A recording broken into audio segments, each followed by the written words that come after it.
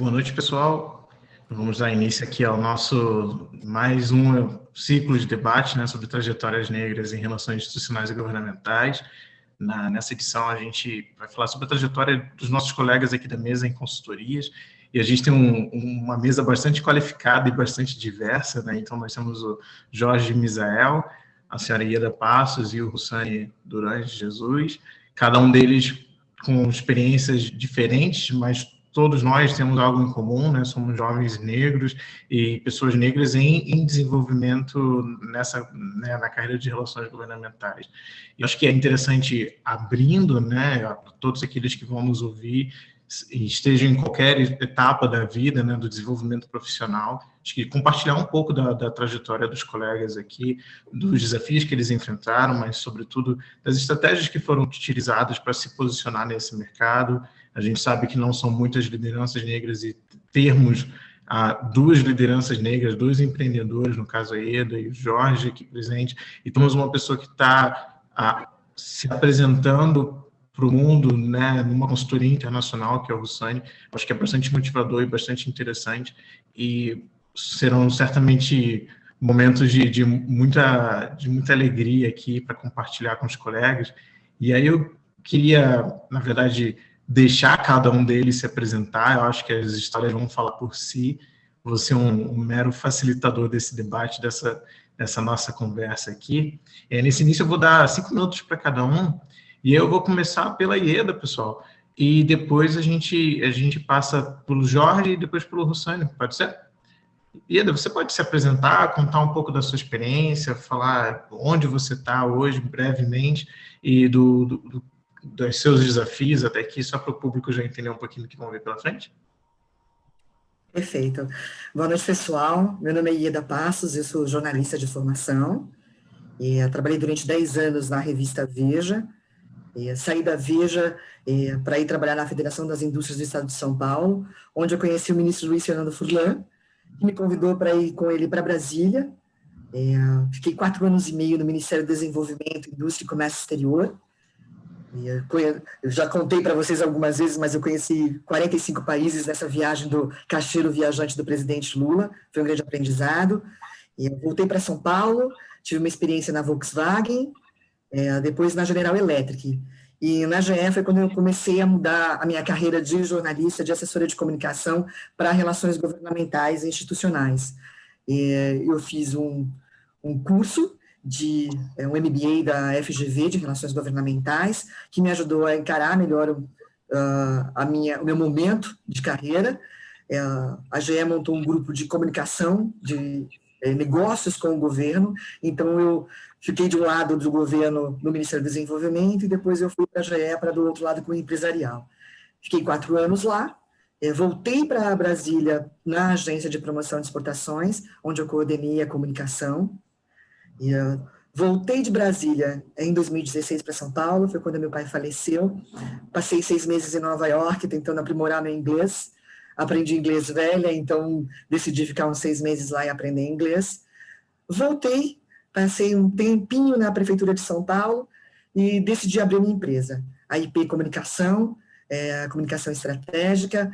Tem sido um grande desafio, um desafio de pandemia, acho que a gente vai conversar mais ao longo dessa nossa conversa, mas essa é uma pequena introdução da minha carreira e como eu estou trabalhando hoje. Legal, Ieda. Obrigado por compartilhar sua história. Acho que teremos bastante para conversar sobre.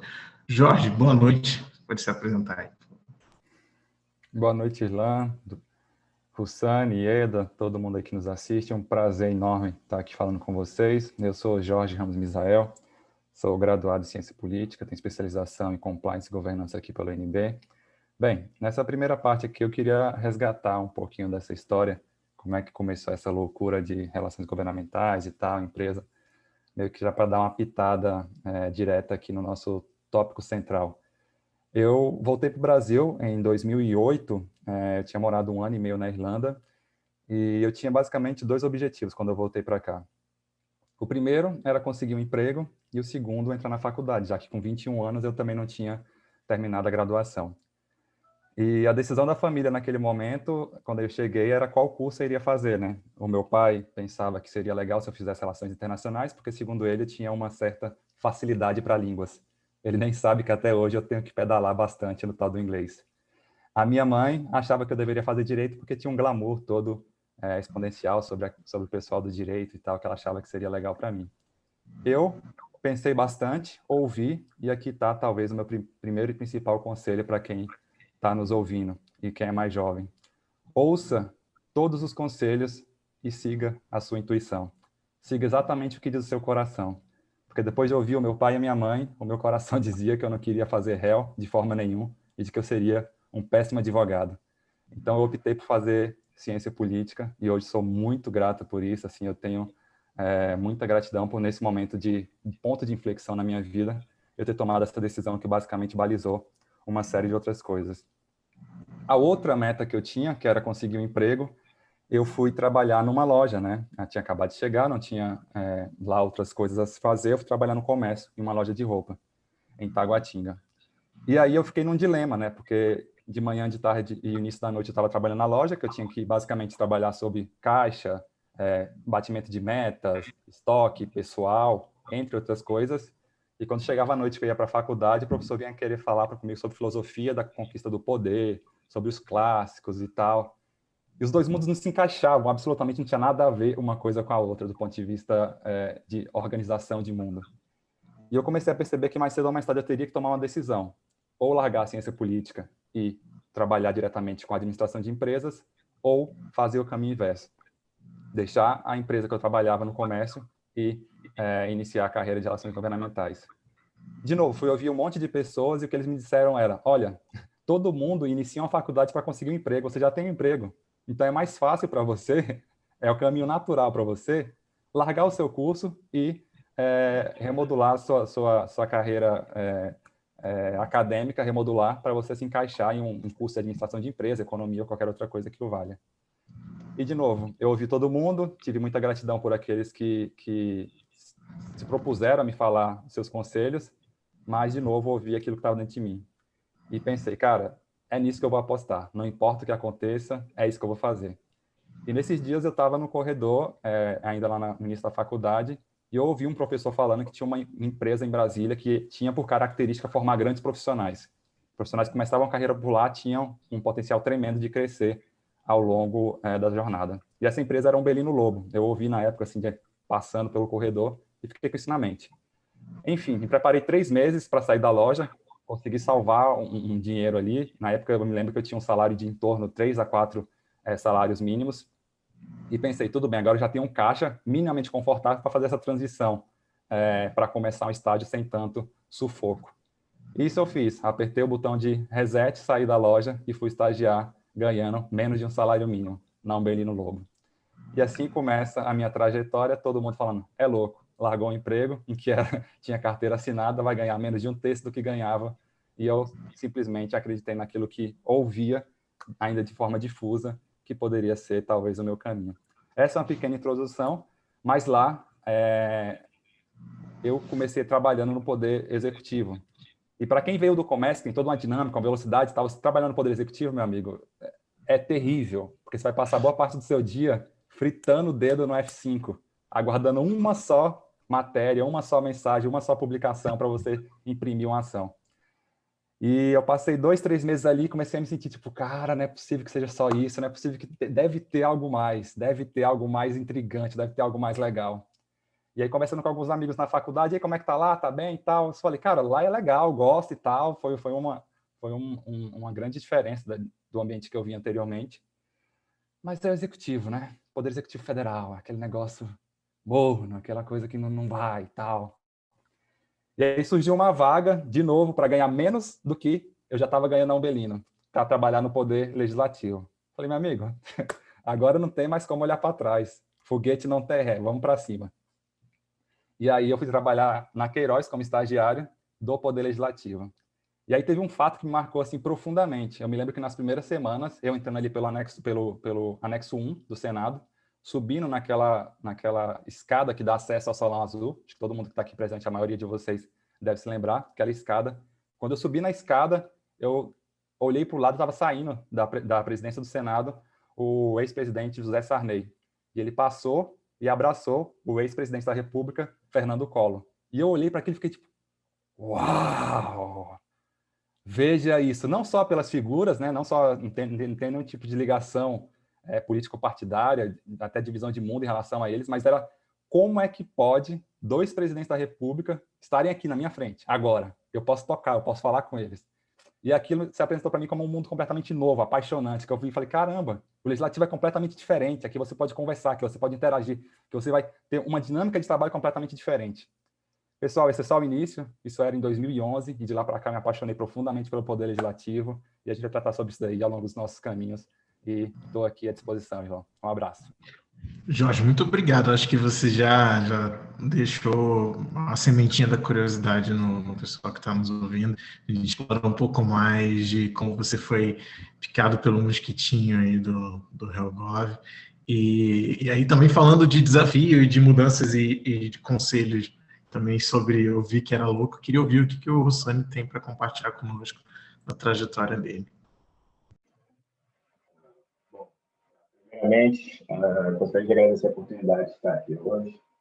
É um prazer dividir o espaço com vocês, com o Jorge, com ele, com o João, excelentes profissionais da área de Eldorado. E, enfim, poder compartilhar um pouco da minha história com vocês.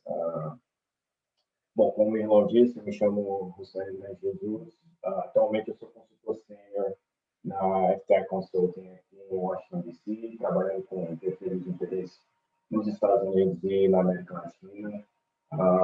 Bom, como o Jorge o fez, eu acho que para falar um pouco da minha trajetória, eu tenho que voltar para a minha época de faculdade. Eu sou de Brasília, nasci e criado em Brasília. Eu fiz Relações Internacionais no CEUB e na minha faculdade eu tive a oportunidade de ter diversas conversas com o irmão, que foi meu colega de classe, e ele acabou plantando a sementinha do lobbying, de interesse na minha cabeça. Na época, eu estagiava na divisão de contenciosos comerciais do Itamaraty. E eu estava bem focado em trabalhar somente com o comércio internacional ou investimentos. Por fazer réu e pelas condições do mercado profissional, né, eu sabia que eu precisava fazer uma pós-graduação ou um mestrado para me especializar.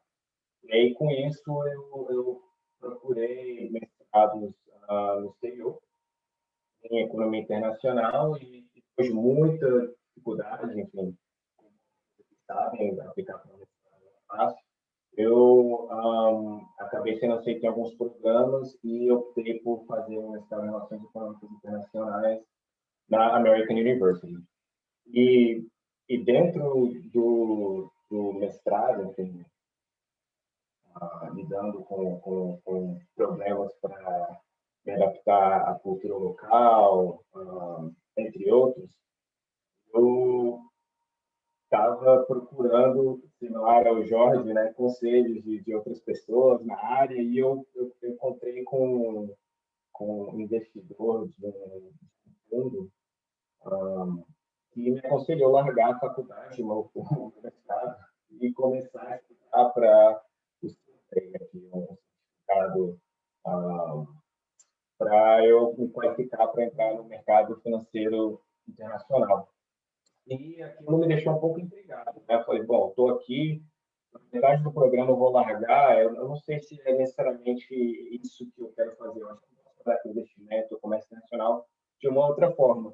E aí o irmão me veio à cabeça mais uma vez, eu lembrei, sentado, conversando com ele, e comecei a pensar em estratégia de como me inserir em um mercado que é altamente competitivo, do lobbying, sendo negro e com limitações trabalhistas, né? Então, já partindo para uma outra parte aqui durante essa conversa, na época eu pensei em 4 técnicas, conceitos que eu acabo levando para a vida para eu tentar me posicionar no mercado de trabalho. Primeiramente, a vantagem comparativa, né? Eu pensei, bom, como eu sou brasileiro, falo português, sou latino, a possibilidade de eu me inserir na área de relações governamentais, mas trabalhar com o Brasil, eu acho que se eu for por essa área, eu vou ser mais competitivo que outras pessoas no mercado. Segundo, foi uma custo de oportunidade, né? Tem várias oportunidades para você ir para vários eventos,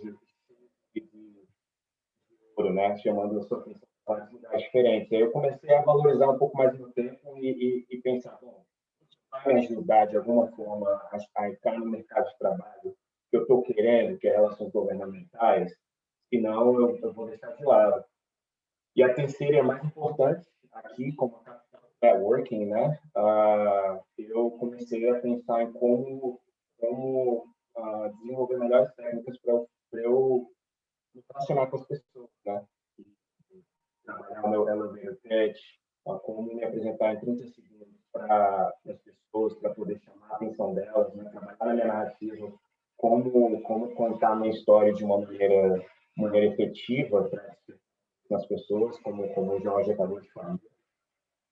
E explorando a minha narrativa. E nesse processo, eu acabei estagiando na McClory Associates, que é uma consultoria de diplomacia comercial aqui em Recife, fundada pelo Henry Kissinger e o Thomas McClory.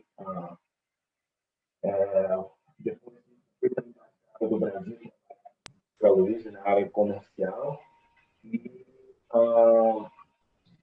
quando estava procurando sair transicionar em embaixada, uma pessoa com quem eu trabalhei na McClory me chamou para trabalhar na Tech Consulting, que é onde eu estou agora, trabalhando com defesa de interesse nos Estados Unidos da região. Bom, isso é um pouquinho da história.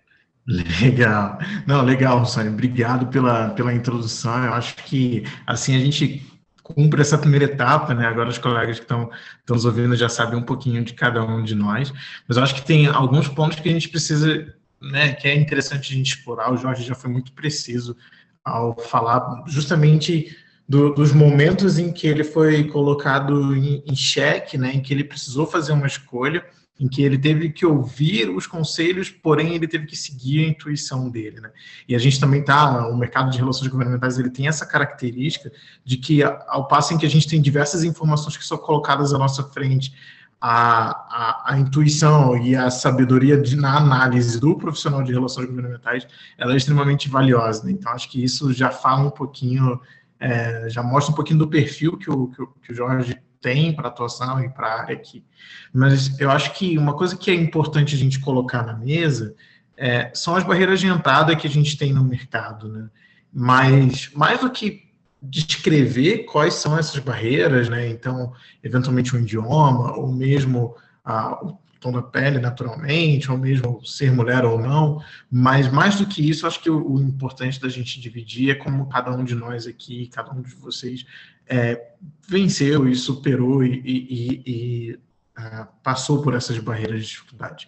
E aí, se me permitem, eu vou lembrando aqui da história da Ieda, de uma coisa que ela dividiu conosco, me chama a atenção hoje, como empreendedora, né, a mudança de área que ocorreu, né, ela visitou mais de 40 países na época do governo do presidente Lula, mas trabalhando numa área não necessariamente relações governamentais como hoje é. Então, Ieda, você pode falar um pouco dessas barreiras que você enfrentou ao mudar de área, ao se posicionar, ao se ver como, de repente, empreendedora, e como você lidou ou ainda lida com esse momento de mudança?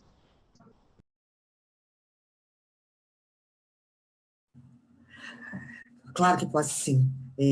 Na verdade, eu já era jornalista, como eu trabalhei uns 10 anos na Veja, eu já era conhecida. Quando eu fui para Brasília, eu conhecia vários jornalistas que tinham começado a carreira comigo e viajaram e foram trabalhar em Brasília, cobrir o governo. E, assim, foi ali, naquele momento, naqueles 4 anos e meio, trabalhando com o presidente Lula e com o ministro Furlan, que eu fui descobrindo qual que era ninguém podia ser um profissional completo sem conhecer Brasília. Assim, não dá para você ser relações governamentais sem você entender como é que Brasília funciona, como é que é o dia a dia dela, como é que é a linguagem, como é que você lida com esse dia a dia, né? E foi aí que eu pensei comigo, eu falei assim, eu quero me aprofundar mais nessa área, né? Não foi fácil por vários motivos. Relações governamentais é uma coisa que era majoritariamente masculina. Aí, quando você vai conversar com um vereador, com um deputado, com um senador, eles são todos homens. Então, num primeiro momento, eu era ninguém, eu era uma sombra atrás do Furlan, né? Contei para vocês que muitas vezes eu era parada na porta quando eu chegava para conversar com algum senador, algum deputado, que o ministro fazia esse papel, né? De passar os dados econômicos, de falar de comércio exterior com eles, nas diversas comissões de comércio exterior. Eu era ninguém. Quando eu voltei para São Paulo e fui trabalhar em elétrica, eles tinham essa ideia, a General Electric, ela não tinha um departamento de relações governamentais ativo no Brasil. Ele era feito por Washington, esse relacionamento que a General Electric tinha com Brasília, com o estado de São Paulo, com as localidades onde eles tinham fábricas, né, plantas. E eles estavam procurando exatamente alguém de comunicação que tivesse tido essa vivência em Brasília e que conseguisse entender como conversar com eles.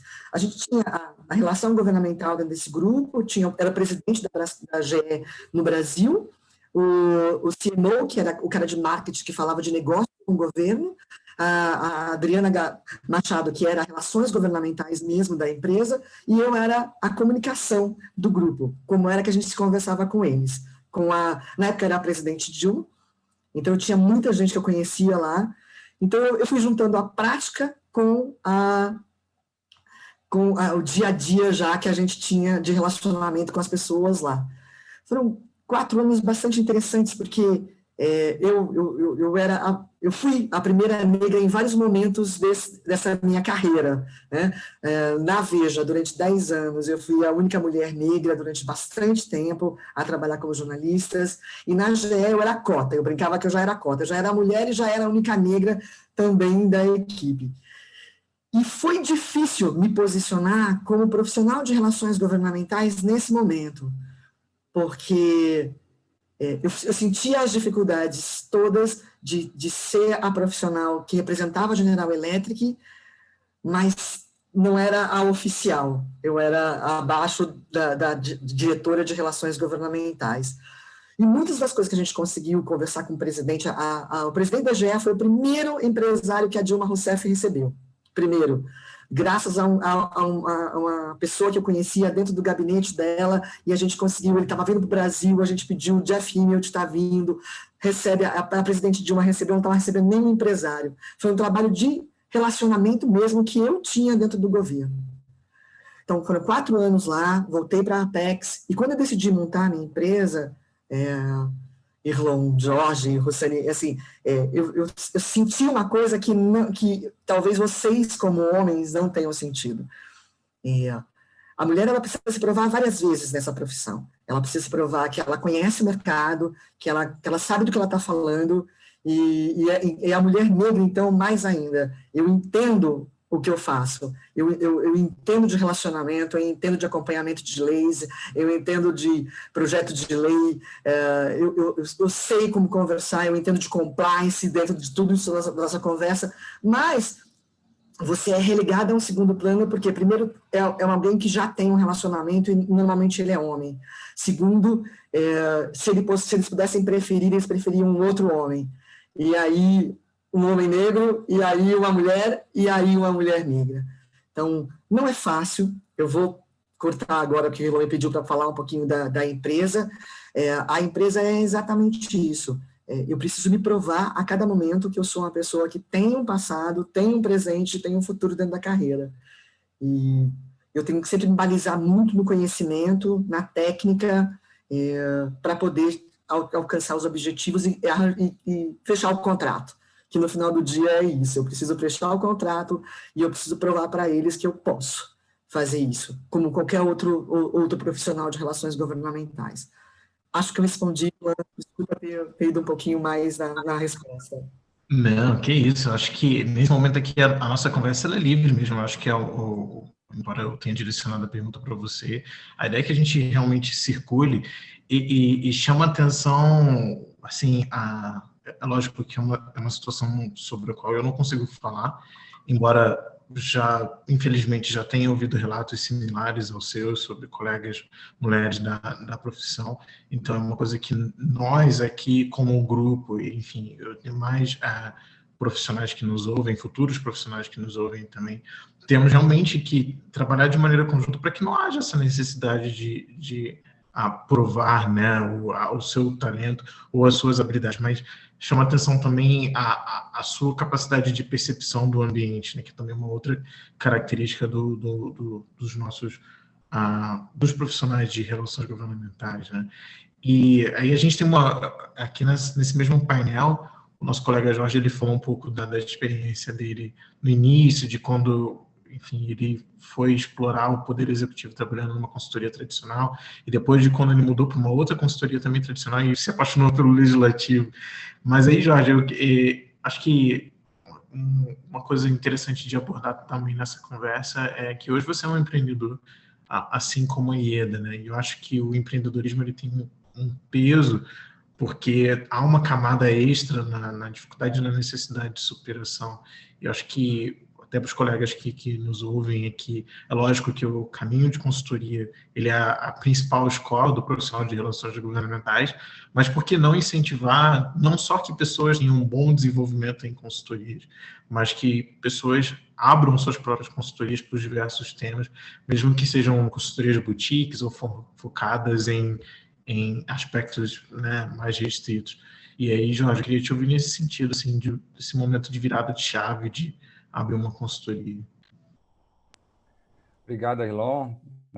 Fico muito feliz em falar com você, com todo mundo que está nos acompanhando também pelo chat, ao vivo posteriormente. Então, vamos lá. Teve aquele momento que eu introduzi sobre realmente me apaixonar de corpo, alma e coração para o legislativo. E foi tremendo, assim. E ainda, nesse momento, ainda apaixonado pelo legislativo, eu me lembro de ter conversado com esse meu amigo que abriu as portas dessa empresa para mim, o Henrico, e falei, Henrico, a minha ideia é entender esse mundo do legislativo em 5 anos. Depois de 5 anos, eu não sei exatamente o que vai ser. E as coisas foram evoluindo e tal, e depois de um tempo, eu realmente senti que o meu espaço, que a minha possibilidade de crescimento ali tinha se exaurido. E eu cheguei para ele e falei, cara, preciso sair. E aí chorei pra caramba, abracei ele, falei, te agradeço, tá? Você foi um cara que marcou minha vida. Conversei com os meus chefes, com os sócios da empresa também, e pedi para sair. Naquele momento eu tinha uma só oportunidade ainda difusa de trabalhar em algo relacionado, que era mais umas relações institucionais dentro de uma estrutura, mas eu resolvi apostar. E o que aconteceu? Nessa estrutura eu tinha muita flexibilidade de tempo para trabalhar e para pensar outras coisas também. E aí, um certo dia, um amigo de 15 anos me ligou com a seguinte frase: Criolo, você está em Brasília? E eu olhei e falei, cara, tô. Eu preciso falar com você hoje. E assim começa a Metapolítica. Isso começou há 4 anos, eu vou falar um pouco mais sobre isso, mas começou sem qualquer planejamento, sem qualquer ideia estruturada. A única ideia dele era, olha, eu consigo criar coisas com tecnologia, a gente vende na eleição, ficaremos ricos, nos aposentaremos e iremos para fora. Esse era o plano. Como todo mundo pode perceber, isso não deu tão certo. A gente não ficou tão rico, a gente não se aposentou e a gente não vendeu na intensidade que a gente esperava. Muito pelo contrário. Toda essa ideia dele virou uma grande dívida para a gente sanar posteriormente. Então, a metapolítica não nasce de um plano estratégico trazido de uma McKinsey ou de qualquer outra empresa de planejamento organizacional. A metapolítica nasce de um erro, de uma ambição, talvez desmedida, de um sócio meu, um maluco completamente, que eu acreditei. Afinal, 2 doidos têm que se conectar para fazer loucuras pelo mundo. E assim começamos. Mas quando a gente começou e percebeu que essa ideia de trabalhar com eleições não ia funcionar, eu estava recebendo demanda simultaneamente, também de grupos interessados em interagir com o Congresso Nacional. Também era um momento tenso, há 4 anos, vocês devem se lembrar. E eu comecei a pensar, falei, cara, por que a gente está investindo tempo e energia e dinheiro em uma coisa que não está retornando? E do outro lado tem dinheiro, energia, e eu sei fazer também. E eu falei, André, calma, quieta com tudo isso, para tudo isso que você está falando. Bora focar aqui, resolver tudo que tem para resolver aqui, levantar o dinheiro, pagar aquela dívida, e depois a gente começa. Então foi exatamente assim que a gente começou, com foco em resolver essa questão financeira que a gente acabou se colocando. E de lá para cá foi assim a aventura mais louca que eu tenho experimentado ao longo da minha vida. Todos os dias eu me sinto desafiado, da hora que eu abro os olhos até a hora que eu vou dormir, intensamente, sendo testado, sendo questionado, saindo da zona de conforto. Eu me lembro que no começo da minha carreira eu percebi que os grandes profissionais, eles eram muito discretos, né? Isso acabou gerando assim em mim essa característica inicial. Olha, você precisa ser discreto, você precisa estar em vários ambientes, você não precisa se grudar tanto com a bandeira que você defende. Eu tinha interesse de ser quase que invisível. Assim, eu achava que quanto mais imperceptível eu fosse em uma sala de reuniões, mais informações eu conseguiria colher e melhor seria para os meus clientes. Então, essa era a minha primeira, talvez, estratégia nesse ambiente. E quando você está numa empresa, a Ieda sabe disso, o Ilon também, e o Rosane, que já está em posição mais de decisão mesmo, você está o tempo todo dialogando e se posicionando. Entrevista, apresentações e tal. Você sai dessa zona que, para mim, inicialmente, calhou muito bem com a minha característica de ser quase invisível para ser uma pessoa de destaque, com 3, 4 jornais aguardando uma entrevista, com live, com cliente, com parlamentar. Isso, no começo, gerou em mim, será? Então, a saída dessa zona de conforto foi, talvez, aí uma dificuldade que eu tive que enfrentar, Ilon.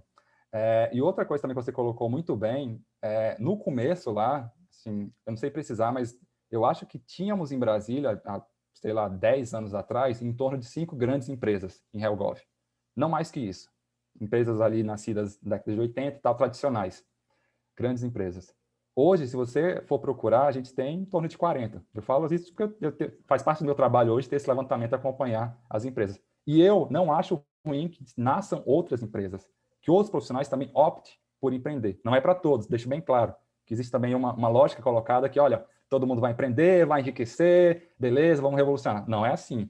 Mas eu acho que se o ecossistema de empresas a qual eu faço parte for forte o suficiente, for competitivo o suficiente, eu tenho que a cada dia ser melhor, ser mais competitivo, entregar coisas novas e evoluir. Então, acho que um ecossistema de empresas fortes, ele é importante para toda a estrutura do nosso trabalho.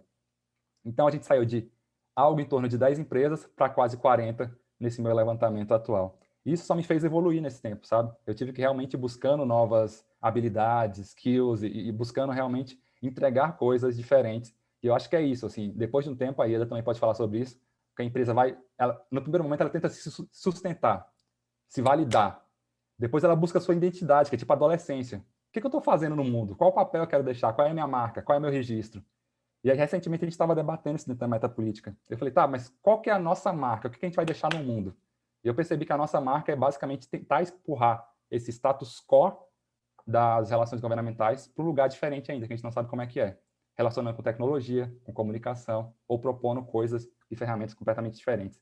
Esse talvez seja a nossa missão enquanto empresa, e como organização, a marca que eu quero deixar no mundo é de impactar cada vez mais as pessoas por meio de políticas públicas mais acertadas, com a participação de os grupos mais plurais quanto possíveis.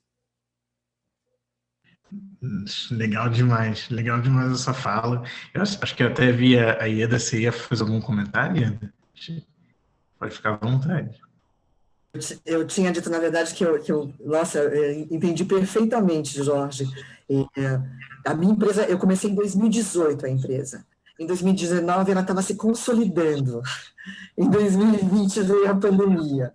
Então, assim, eu estava começando a pagar as contas e agora foi uma baixada, assim, de bola total, né? Então, assim, você persistir também é uma característica nossa, né, Jorge? A gente não desistir dos nossos clientes que somem por um tempo, porque a consultoria é isso, né? É um plus, é um a mais para dar essa consultoria para a empresa. Aí, na época da crise, a empresa some, e aí depois você precisa ir buscar novamente. Agora, em setembro do ano passado, eu comecei a retomar os meus clientes mais importantes, e agora a gente está subindo de novo. Mas tem que ter persistência, né, Jorge? Com certeza, né? Legal. E é maravilhoso ouvir vocês falarem sobre persistência, porque, especialmente no momento de início da carreira, e para alguns há menos tempo, para outros há mais tempo, parece que o desenvolvimento ele nunca vai chegar, né? Que você nunca, por exemplo, como o Jorge falou ali no momento em que ele viu dois ex-presidentes se cumprimentando, parece que você nunca vai ter esse momento de eureka e falar, caramba, eu estou no rumo certo. Isso vale para quando você está no início da sua carreira, mas isso também vale para quando você está numa posição de liderança ou mesmo numa posição de empreendedorismo. E aí, essas dificuldades, elas ensinam, ainda que sejam dolorosas. Eu acho que foi interessante também o Jorge ter feito a ressalva de que empreender não é para todos, da mesma forma que, por mais interessante e louvável que seja, acho que é importante que haja realmente essa racionalidade. E eu queria puxar também, dentro desse contexto de perseverança e de dedicação, né, queria ouvir um pouquinho do Hussani também, observar a experiência aí dos colegas que falaram antes, como é estar numa consultoria atendendo e falando sobre o Brasil e a América Latina, mas numa realidade tão diversa da nossa, né?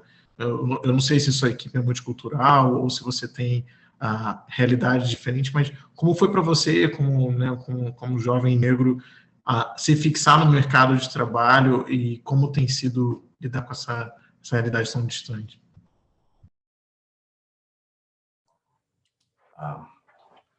Bom, obrigado pela pergunta, Ilon. A minha equipe, na verdade, ela é até bastante diversa no que tange diferentes nacionalidades, mas eu faço parte de um grupo seleto de pessoas negras dentro da empresa. E ainda mais quando você for ver brasileiros, eu até agora eu estou para conhecer algum outro brasileiro negro nesse mercado aqui dentro de DC, o que acaba sendo uma barreira, né? Eu acabo que eu não consigo me olhar nos outros e, enfim, fico procurando referências aqui e acabo não achando. Então, esse, na verdade, foi um dos maiores problemas quando eu cheguei aqui e estava, enfim, procurando referências, foi achar outras pessoas que eu pudesse ver como pares, né? Outros negros. Muitas pessoas, quando me olhavam, não conseguiam acreditar que eu era brasileiro, porque achavam que todo brasileiro ia ter uma pele mais clara, enfim, porque é geralmente que eles veem aqui nos Estados Unidos. Então esse foi um grande desafio para mim. E outro é até similar ao do Jorge, onde eu, enfim, cresci sempre sentado debaixo da sombra, assim, no canto, sempre observando e tentando aprender, sendo sempre calado e achando que eu ia aprender mais só observando, enfim, professores ou profissionais, ou entrar numa ligação e não necessariamente dar a minha opinião, mas colocar ela por escrito. E aí, na minha posição, eu tenho que interagir com o cliente, interagir com o stakeholder, e uma das dificuldades de fazer de defesa de interesse aqui no Congresso estadunidense é que, como eu não sou registrado como lobista, eu tenho que navegar uma brecha muito pequena, onde eu não posso fazer nenhum pedido específico para um congressista, mas, ao mesmo tempo, eu tenho que brifar ele nas dificuldades do cliente, porque se eu faço um pedido, eu vou estar, enfim, infringindo a lei aqui, enfim, levaria a outros processos que a minha empresa não teria interesse enfim, de arcar. Então, eu tenho muito pouco espaço de manobra e acabou que me forçou a sair também da minha zona de conforto e aprender como fazer essa defesa de interesse sem necessariamente fazer um pedido ou ter que ter outra pessoa para, enfim, pedir no meu lugar.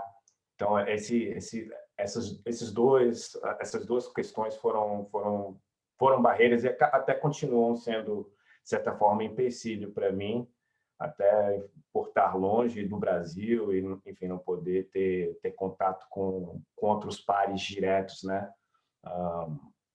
Então, essas foram duas questões que realmente pesaram e continuam pesando para mim. Legal.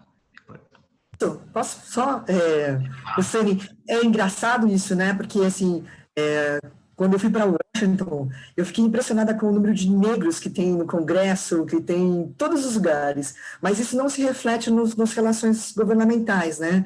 Nas pessoas que trabalham com isso. É verdade isso? Você enxerga assim também? Como é que você vê isso?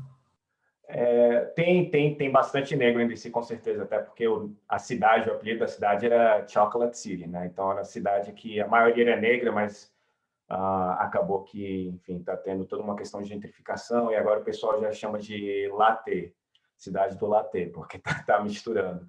Tem bastante negro, não bastante, mas tem alguns negros dentro do Congresso que são que fazem parte do staff de certos congressistas. Eu até conheço 2, mas não é necessariamente a maioria. E aí acaba que, na minha questão, a diferença cultural é grande, né? Não só por eles serem, enfim, não só para a gente ter mesma cor de pele, a gente, enfim, consegue ter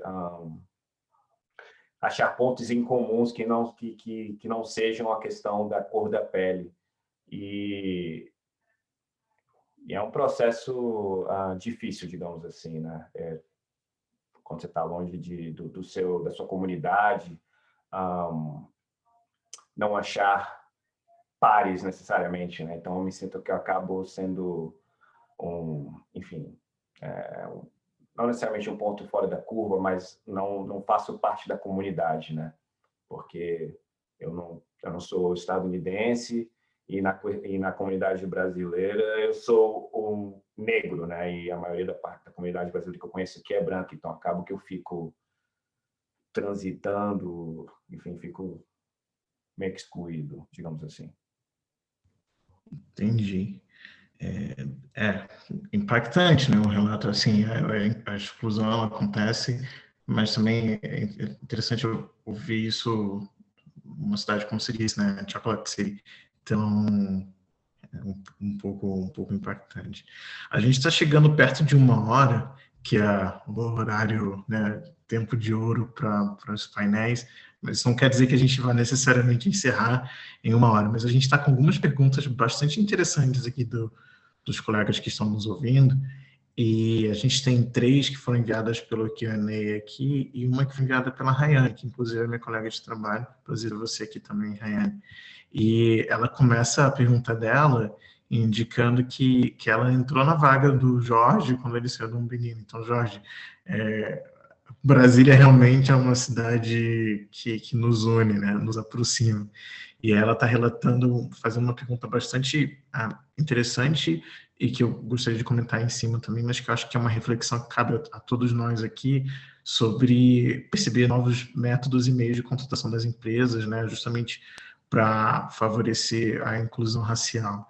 E é uma pergunta inteligente e certeira, porque é realmente uma demanda e algo que vem se ampliando, né? Então, eu não lógico que nessa nossa conversa a gente tem alguns outros pontos mais relevantes a tratar do que a nossa trajetória individual, mas hoje eu tenho a oportunidade de estar numa posição de liderança no escritório da Vector aqui em Brasília, e uma coisa que a gente teve já como representação da empresa foi justamente o fato de já termos tido uma pluralidade racial, enfim, e de diversos posicionamentos dentro da empresa.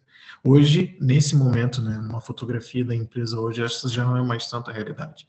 E é uma coisa que, embora na fotografia atual não seja realidade, isso não significa que nós estejamos satisfeitos ou mesmo interessados, né?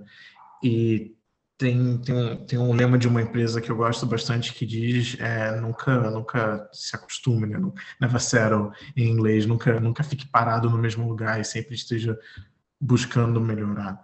E quando a Raine aponta isso, eu acho que é fato que há a necessidade e a responsabilidade, especialmente de pessoas negras em posição de liderança, de ocasionar e de permitir que mais pares entrem e tomem lugares de liderança em empresas, e mesmo e aquilo, né? Você não vai ser necessariamente ocupar uma posição de liderança sem antes ter tido a oportunidade de aprender. E eu acho que aí é onde entra uma coisa chave, né? De quantos jovens negros, infelizmente, acabam não tendo acesso às ferramentas que muitas das vezes são exigidas para o acesso a uma consultoria em relações governamentais. Então, uma coisa que a gente já começou a discutir dentro do coletivo e que eu acho que a gente deve discutir com bastante vontade ao longo desse ano é justamente o papel que nós, como negros em posições já consolidadas na carreira, temos de trazer, né, e funcionar como rodo para trazer cada vez mais, dar mais oportunidade de pessoas em empresas, né? Mas aí eu queria ouvir de vocês, né, Jorge e Eda, principalmente que estão aqui no Brasil, se vocês percebem esses métodos ou se vocês têm realmente algum comentário sobre o que deveria ser feito nesse sentido. Bem, Elon, eu, um tempo atrás, fui convidado pelo coordenador lá da Ciência Política da UDF para falar um pouco sobre essas questões de empreendedorismo, carreira e tal.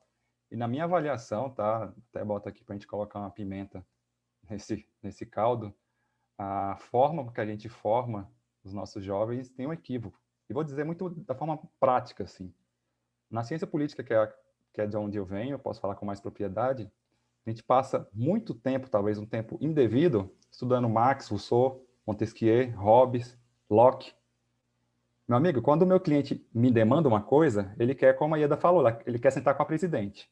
Ele quer ser incluído na audiência pública, ele quer apresentar uma emenda na proposta de emenda da Constituição. O conhecimento prático na academia ele é colocado completamente de outro lado. Isso é uma característica muito clara na formação brasileira. Eu também tive a oportunidade de estudar lá em Ohio, e até queria ouvir o Hussani sobre isso. Lá o conhecimento é prático, é aquilo que vai resolver um problema do cliente final. É isso. A gente gasta muito tempo aqui, e eu não estou querendo fazer qualquer tipo de apologia, qualquer discurso contra a formação acadêmica, teórica, muito pelo contrário, eu sou um apaixonado, estudo isso com muita paixão até hoje, mas do ponto de vista de formação e empregabilidade, a gente tem um defeito na nossa raiz, que é essa. Sobre a metapolítica, eu adoraria contratar muitas pessoas, os melhores enquanto surgisse. Agora, pela característica da empresa, a gente também atua numa zona meio cinzenta, que a pessoa tem que ter uma formação político-social razoável e também compreender linguagem, programação, R, Python, Power BI. É difícil você conseguir convergir esses dois mundos em um só. É difícil você conseguir encontrar um profissional que esteja habilitado a trabalhar nessas duas áreas. Eu me lembro das nossas primeiras reuniões com o meu sócio, parecia uma coisa de doido, que eu falava sobre regimento interno, sobre política, sobre a Constituição, e ele vinha falar, tá, mas a linguagem R, o Python, Power BI, eu tive que estudar isso, fazer cursos online e tal, para entender o que ele estava falando, para a gente nivelar a linguagem e começar a tentar resolver problemas dentro de uma linguagem mínima comum. Então, tem uma dificuldade de comunicação entre esses dois mundos, que para a gente, enquanto empresa, é muito caro. A gente precisa de ter profissionais ou habilitar profissionais que sejam compatíveis tanto na linguagem de programação, matemática, quanto também na percepção analítica social. Essa é a dificuldade do ponto de vista de emprego para a metapolítica. E da formação, acho que eu falei anteriormente, né? Acho que a gente talvez não consiga direcionar o nosso jovem que tem essa ânsia de conseguir um emprego por meio da faculdade para algo que seja prático, que vai resolver um problema real do cliente, especialmente nessa área de relações governamentais. Não, e eu acho que você foi no ponto, Jorge, porque em muitas situações, mas assim, tem também uma nuance, porque em muitas situações a gente acaba precisando ter um profissional com um determinado perfil para executar a atividade, especialmente com relação à objetividade que nós, né, que os profissionais de relações governamentais são demandados, mas ao mesmo tempo nem sempre, e talvez cabe a discussão de até onde a gente pode flexibilizar isso, nem sempre, mas nem sempre sobra espaço para moldar aqueles que não têm nenhuma dessas ferramentas disponíveis. Porque, de fato, acho que é muito sensível para a nossa área que, na metapolítica, o perfil exigido demanda conhecimento de ferramentas que realmente não são comuns. Em outras consultorias ou em outras situações é demandado que o cara tenha uma determinada história pregressa, experiência pregressa, às vezes específica, ou mesmo um conhecimento de um idioma, ou mesmo a capacidade de se expressar e defender uma ideia em um outro idioma. E isso são barreiras que o mercado coloca, e a gente fica numa situação em que, ok, eu estou sendo demandado isso como empresa, mas talvez tenha justamente essa nuance de até onde ou como desenvolver quem está entrando, né, nesse mercado e se aprimorando nisso. Bom, nossa, adorei que o Jorge falou sobre isso, porque, assim, há algum tempo eu recebi aqui a RH de uma empresa, de uma gigante de RH. Era a primeira vez que uma mulher estava assumindo esse cargo, e ela veio ao Brasil e eu tinha que acompanhá-la em alguns stakeholders, imprensa e alguns outros que a gente tinha que reunir. E aí a gente teve um intervalo numa manhã e ela me chamou para tomar um café. E ela falou assim, nossa, eu tive um jantar ontem, eram 10 CEOs que foram convidados. Tinham só 2 mulheres, mas não tinha nenhum negro. Aí ela falou, eu me assustei, porque assim, o Brasil, me disseram que tem 56% da população é negra. Qual que é o problema? O que acontece? Por que essa... E aí eu comecei a explicar para ela um pouquinho sobre o sistema de cotas, que ela entendia um pouco em relação aos Estados Unidos, que a gente estava formando uma geração, e que o negro no Brasil tinha que ser excepcional, para ele ser contratado em alguns lugares. Ele tinha que falar inglês, francês, alemão, espanhol, terminar a faculdade, já ter experiência de 5 anos na área dele, para ele poder entrar para trabalhar. E eu falava assim, cada vez que eu trabalhei na Volkswagen, eram 10 trainees que eles abriam, aí assim, se um deles falasse alemão, bom, mas eles não exigiam isso dos 9 outros, né? Mas, para o negro, ele tem que ter sempre uma coisa a mais. E aí eu disse para ela que tinha que ser proposital. Eu falei para ela, a contratação do negro, ela tem que ser proposital. E quando você tem essa proposta, você tem que ser proposital também o treinamento dele. Então, assim, esse ano a gente se deparou com vários concursos de trainee, de estagiários, onde eles tiravam o inglês como sendo uma coisa obrigatória, mas ele tem que ser proposital. Você tem que dizer, eu quero contratar um negro agora para essa vaga. Eu quero, porque um leva o outro, um vai trazendo o outro em várias etapas e você vai melhorando a qualidade. Aí você convida o Jorge para ir numa palestra para um grupo dentro da administração, o rapaz fala, nossa, como o Ilon e o Hussani, poxa, eu estou vendo esse cara fazer relações governamentais, eu também quero, gostei.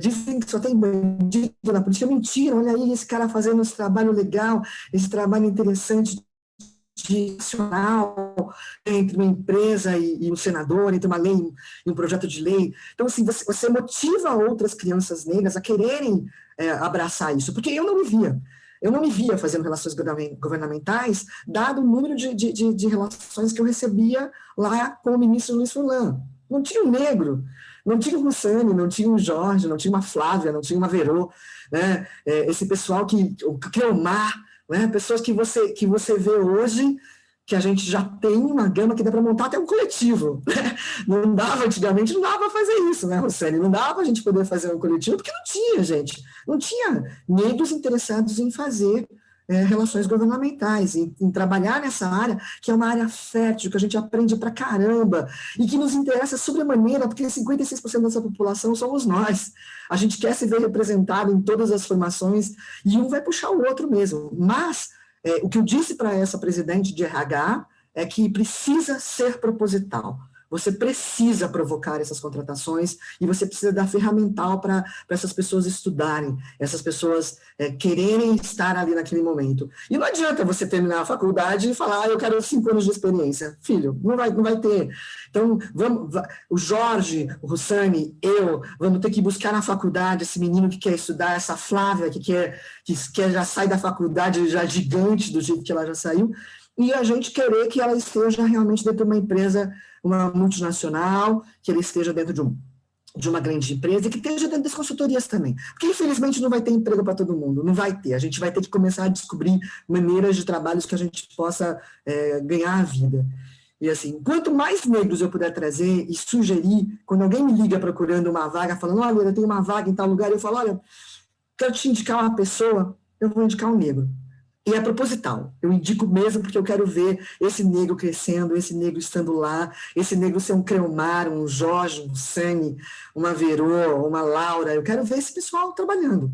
Então, não me peçam para indicar outras pessoas, porque essa é a minha tribo, esse é meu grupo, essas são as pessoas que eu vou indicar.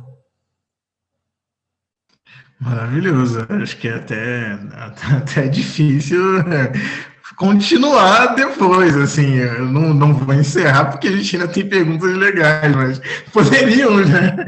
Ieda, perfeito, assim, extremamente emocionado de ouvir a sua fala, de ouvir o seu relato, e especialmente com relação à identificação, né? E eu acho que você foi precisa na sua defesa.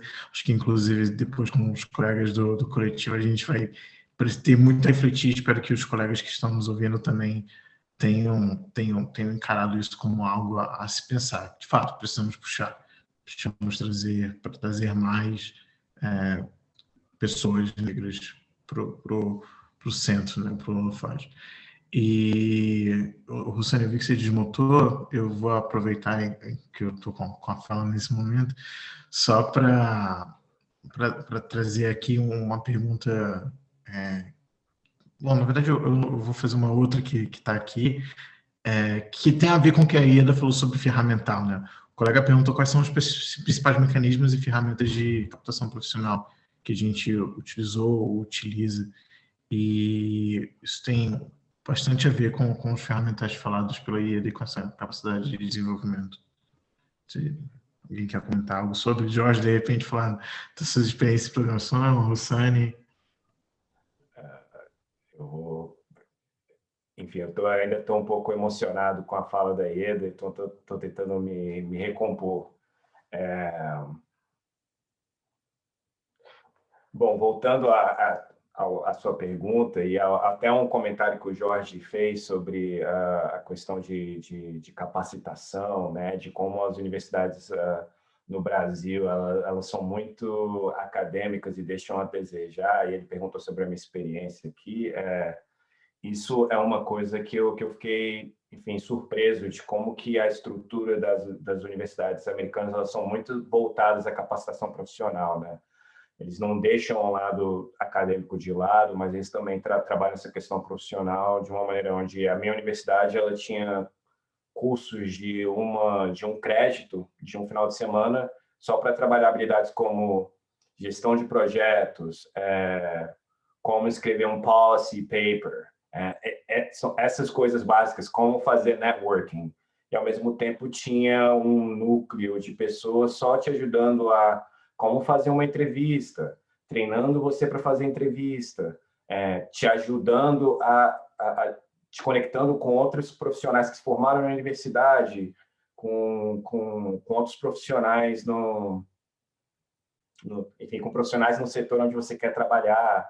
Então, as universidades no Brasil realmente elas deixam a desejar e acaba que muitas pessoas elas se baseiam no que elas não só no que elas aprendem dentro de casa, né, com os pais que já são profissionais da área, que já são advogados, juízes, diplomatas, né, enfim, geralmente os nossos pares brancos, eles acabam se baseando nesses conhecimentos que eles trazem dos pais dele e do network dos pais dele para arranjarem empregos. Então, no meu caso, eu me vi durante a maior parte da minha faculdade subempregado, basicamente, né? Porque, enfim, o jovem negro ele é subempregado, é um mercado profissional já é difícil no Brasil, então para um negro é bem mais complicado. Então você acaba que você não, geralmente você tende a não estagiar na mesma área na sua mesma área de estudo ou coisas do tipo. E foi um dos motivos também que me fez vir para os Estados Unidos, tipo, bom, eu tenho que me capacitar até se eu quiser voltar para o Brasil, me voltar, enfim, com outras ferramentas para poder, enfim, competir de igual com os meus, enfim, com pessoas brancas. Então, tocando nessa questão de capacitação profissional aí que o Jorge tinha, a pergunta que o Jorge tinha feito. Só para complementar, Ilon, um pedacinho aqui, também acho que vai ajudar a colega aí da pergunta. Qual que foi a minha análise, tá? No começo do curso. A minha análise era assim, preto no branco. Onde é que emprega mais? É no setor público ou no privado? Para isso que eu estou estudando. E naquele momento, assim, tinha muito claramente que era no setor privado. Então, eu tinha que aprender o setor privado, como é que funcionava, como é que eram as empresas, as estruturas, melhorar naquilo, e eu teria, potencialmente, chances melhores de empregabilidade. Então, eu sempre optei por trabalhar em empresa privada no mercado de relações governamentais. Eu vi muitos amigos irem fazer estágio, talvez por falta de oportunidade, até não tinha uma disponibilidade maior, mas no poder executivo, em que a remuneração, a bolsa era muito baixa, me lembro, em torno de R$500, a bolsa era baixa, você não trabalhava exatamente na área, você ficava basicamente para um lado e para o outro, pega café aqui, tira xerox ali, leva isso aqui no protocolo e tal. Então, você não conhecia a estrutura realmente daquilo que você estava se dispondo a trabalhar. Então, essa foi a minha primeira opção. Eu quero trabalhar em uma empresa importante, quero aprender, e eu não quero trabalhar no executivo, porque eu sei que lá eu não vou ter chance de, com o meu melhor desempenho, com a melhor fotografia, a melhor fotocópia que eu fizer, com o melhor cafezinho que eu servir, de ser empregado lá. Então, para mim, era muito claro isso daí. Eu tinha que trabalhar numa empresa que me daria a oportunidade de seguir os meus passos. Então, assim, talvez foi essa a estratégia, pensando de maneira fria, numa conta meio que com aquilo que eu tinha nas mãos. Legal. E em cima dessa pergunta, uma colega também, deixa eu confirmar o nome dela aqui certinho, que eu acho que é importante. A Larissa, né? Ela disse que ela está se formando esse semestre, mas ela quer muito atuar na nossa área, mas ela não teve oportunidade de estagiar. E ela está perguntando, né, para nós aqui, que dica nós daríamos para alguém que quer entrar na área mesmo sem ter tido experiência prática. E aí eu vou falar um pouquinho do que eu acho sobre, e já divido com vocês, mas, Larissa, assim, ao passo em que você talvez não tenha trabalhado em relações governamentais propriamente dito, você provavelmente teve alguma experiência de estágio, ou mesmo alguma experiência de vida que te habilitou, trouxe alguma habilidade que são esperadas de profissionais de relações governamentais. Então, a gente falou aqui, né, deu para o Jorge contou ali um pouco da intuição, como a intuição foi valiosa na formação dele como pessoa e como profissional. A gente tem a questão também da percepção do ambiente, ou mesmo da capacidade de tentar enxergar conexões para se posicionar. Então, o que eu quero dizer com isso é que, embora a experiência, em alguns casos, ela seja uma barreira, ela não é obrigatoriamente uma barreira de entrada, mesmo eu não posso falar por todo o mercado, mas eu falo para um recorte do mercado que eu conheço, assim, oportunidades, especialmente em consultorias para profissionais que nunca desempenharam a função especificamente em relações governamentais, e eu acho que isso tem a ver justamente com como, ao aplicar para uma consultoria ou aplicar para uma empresa para trabalhar na área, é interessante observar quais são os pontos inspirados do profissional de relações governamentais, que é uma conversa bastante longa, né, e rende outros painéis, e olhar para dentro e enxergar o que, na sua experiência pessoal e profissional, corresponde isso. E aí, nessa hora, montar, né, a sua apresentação e o seu posicionamento com base nisso. Eu acho que a não experiência, ela assusta bastante, mas ela não pode te impedir de avançar e de perseverar, não. Com o relator, eu acho que é exatamente isso, assim, tem pouco a acrescentar, existem habilidades que para mim são muito mais caras do que uma experiência. A experiência é importante, mas eu até disse recentemente que quando a gente contrata, e acho que o Ilon e todos aqui que estão em cargos de liderança, sabe que a gente não contrata o currículo, né? O currículo é um papel que acabou ali o dia a dia, você joga no lixo. Você contrata a pessoa. Se a pessoa tem potencial de entregar, ela é uma pessoa comprometida, apesar de não ter experiência, ela vai se comprometer com a entrega do cliente, sabe? É isso que para mim é o que vale a pena, e essas características também são muito importantes. A pessoa consegue negociar, argumentar, ela tem possibilidade de resolver problemas reais, assim. Então acho que existem coisas práticas que talvez são tão importantes, ou até mais importantes, do que uma experiência de ter estagiado em determinados lugares. Como eu falei, que no final do dia, se ter estagiado num lugar que não corrobora, que não acrescenta nada nessa formação também, é melhor não estagiar, na minha modesta avaliação.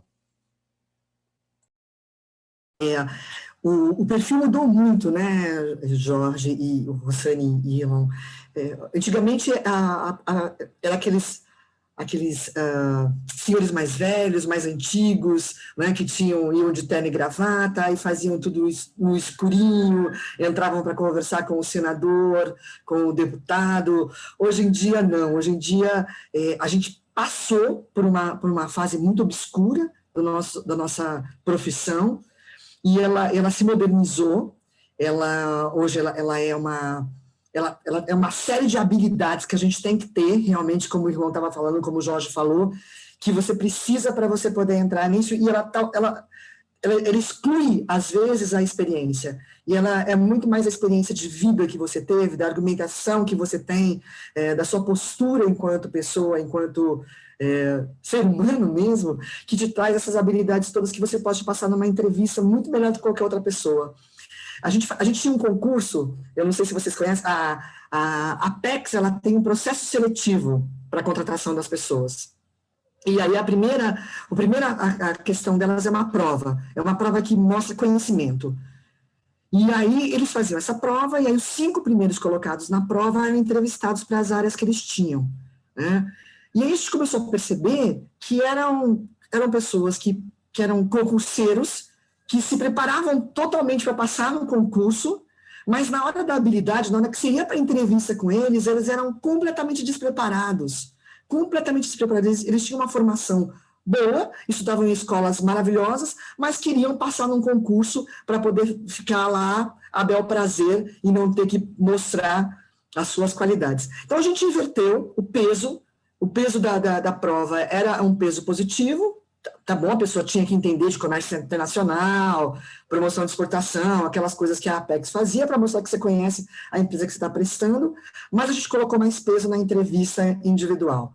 A gente queria ver se a pessoa tinha sanidade mental, né? Que é uma coisa que, às vezes, a pessoa, ela, de tanto prestar concurso, ela não quer desafios, ela não quer aprender, né, no dia a dia da coisa. Então a gente mudou e a gente começou a contratar gente muito mais bacana, gente muito mais legal, muito mais comprometida, que não era aquela só que queria um emprego, a garantia de um emprego permanente e ganhar um salário, mas ela queria aprender, ela queria se desenvolver e ela contribuía sob maneira para a gente, para o trabalho. Então eu quero dizer isso para ela que fez essa pergunta, que assim, hoje a profissão de relações governamentais, ela traz muito mais habilidades que numa entrevista, num processo ali seletivo de conversa, de dinâmica, você pode mostrar que você tem muito mais experiência do que muita gente que vai passar em primeiro lugar, que fala alemão, fala francês, fala inglês, mas que não consegue ter um diálogo com o senador ou com o deputado para explicar o que o seu cliente quer, entendeu? Então, assim, foca nessas habilidades. São aqueles que eles chamam soft skills hoje, não é, Rosane? Foi direitinho? Soft skills, que são habilidades muito mais importantes hoje do que você ter no teu currículo, que você fala alemão e que você consegue falar hebraico junto. Para adicionar, já que eu concordo com a fala de todo mundo, para dar um conselho prático, se eu tivesse na sua posição, e é algo que eu faço, enfim, diariamente para criar novos relacionamentos, eu iria anotar agora pontos principais da fala de cada um dos palestrantes, pegar o contato deles e depois mandar um e-mail para cada um, fazendo referência aos pontos que cada um abordou dentro desse painel, e pedir para conversar num 1 a 1, né, para ter uma entrevista informational interview, para começar a estabelecer esses relacionamentos, para poder abrir as portas para você entrar no mercado de trabalho em relações governamentais. Como eles falaram, soft skills nessa área muito mais importante do que necessariamente só o conhecimento acadêmico. Então, você fazendo esse tipo de atividade de tentar criar novos relacionamentos e aprender com as experiências de cada um, você vai estar mostrando um ponto principal que um profissional na área de relações governamentais precisa ter, que é ser proativo, ser comunicativo. Então, fazer esse tipo de coisa vai mostrar que você é uma pessoa que não tem medo de botar a cara a tapa. Posso só puxar aqui um exemplo? Acho que o Hussani foi sensacional. Assim. Lembrei de um caso, a gente abriu o processo seletivo há 2 anos para o cargo de jornalista na Metapolítica. E aí recebi um monte de currículos e tal, e lá pelas tantas veio um currículo de um sociólogo, um doutor em sociologia. Fiquei com isso na cabeça, mas o currículo do cara, e na descrição do e-mail estava bem detalhado, com essas ferramentas aí que o Hussani falando. Estudou a empresa, sabia o que fazia, sabia que tinha uma conexão. O que eu posso dizer para vocês é que 6 meses depois, esse cara que mandou para o processo seletivo não tinha nada a ver com o cargo dele, foi contratado por nós, porque a gente percebeu que tinha uma sinergia muito grande do mundo que ele vivia, do que ele estava estudando, procurando, o que a gente pensava em desenvolver na empresa. Então, a gente antecipou um processo seletivo por um passo inicial que ele deu. Então, fica realmente aí, o Hussani foi muito fera ele dar esses passos práticos, porque realmente, às vezes, falta essa proatividade. Cara, não quero nada, eu quero ficar aqui, quero entender e tal. Precisa desenvolver alguma área, eu preciso entender e tal, tô por aqui, como é que é? Isso aconteceu dentro da Metapolítica e foi bem interessante, porque era uma pessoa, um perfil completamente diferente do que a gente estava procurando. Mas de tão diferente que ele era, a gente começou a olhar e percebeu que realmente ele tinha cumprido uma série de requisitos que para a gente era importante, que futuramente a gente poderia buscar, e quando a gente buscou, inclusive, a Ieda falou sobre isso, né, de outras formas de contratação e tal, essa pessoa foi contratada para trabalhar em Brasília, morando em Sergipe, e aí veio a pandemia e continua em Sergipe até hoje. Então, já tem 2 anos, já tem 1 ano e pouco que ele continuou lá contratado com a gente, mas surgiu desse formato não tradicional de interação e não uma entrevista muito estruturada ali, muito mais por um passo dele do que uma abertura de espaço nossa. Legal. Eu acho que, assim, é sempre importante a gente... Nesse ciclo de debates, a gente fala um pouco das dificuldades e das barreiras que a gente enfrenta, né? E a gente teve uma fala muito esclarecedora e muito de posicionamento trazida pela Ieda, mas acho que é sempre importante a gente encerrar realmente para cima, né? E foi muito interessante ouvir 3 colegas falarem para pessoas, né, que buscam esperança, buscam colocação. Eu acho que essa é a forma a melhor forma da gente encaminhar para o encerramento.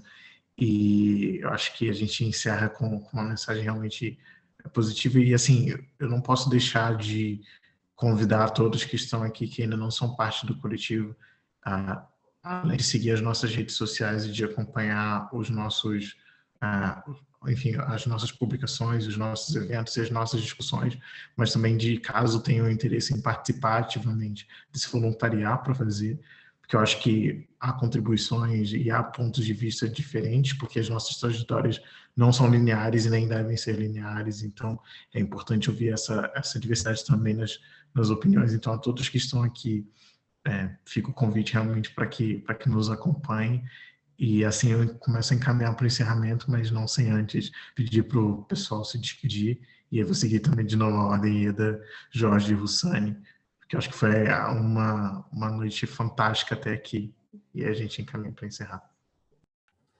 Eu quero agradecer essa companhia maravilhosa do Jorge, do Hussani. Eu já falei que estou apaixonada por eles.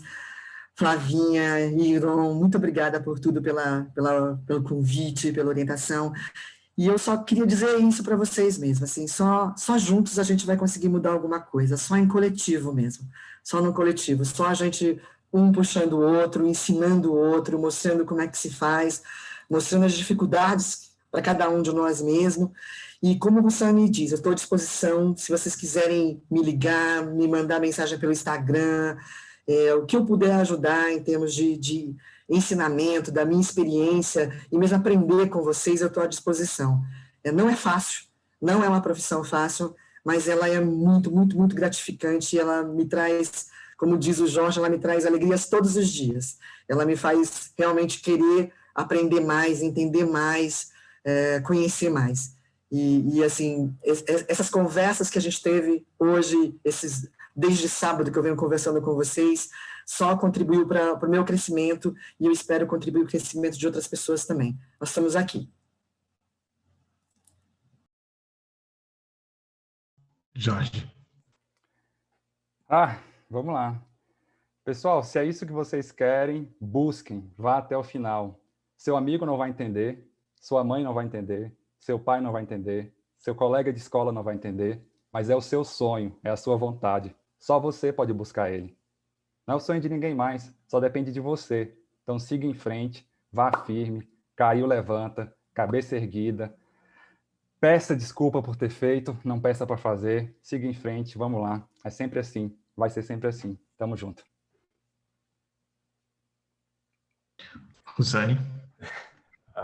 Bom, eu gostaria de agradecer ter tido a oportunidade aqui de dividir esse espaço com pessoas fenomenais. Aprendi bastante hoje aqui, como outras pessoas também que estão nos assistindo. E a minha mensagem é a mesma do Jorge e da Ieda. Corram atrás, entre em contato com o pessoal aqui que está aqui no painel, enfim, conversar, dividir experiências, e no que eu puder ajudar qualquer um, por favor, entre em contato aí no LinkedIn ou por qualquer outra rede social, que eu estou à disposição para conversar com vocês a hora que for. Pessoal, muito obrigado a todos pela presença, a todos que ficaram até o final, a todos que mandaram perguntas, obrigado aos nossos panelistas, obrigado às nossas colegas do suporte que não apareceram, mas eu queria sinalizar a Flávia e a Laura que deram todo o apoio desde a pré-organização até o momento do evento. Vocês foram muito importantes e continuarão sendo na nossa trajetória. Então, muito obrigado a todos. E acho que a gente pode declarar encerrada essa nossa conversa por aí. Boa noite a todos.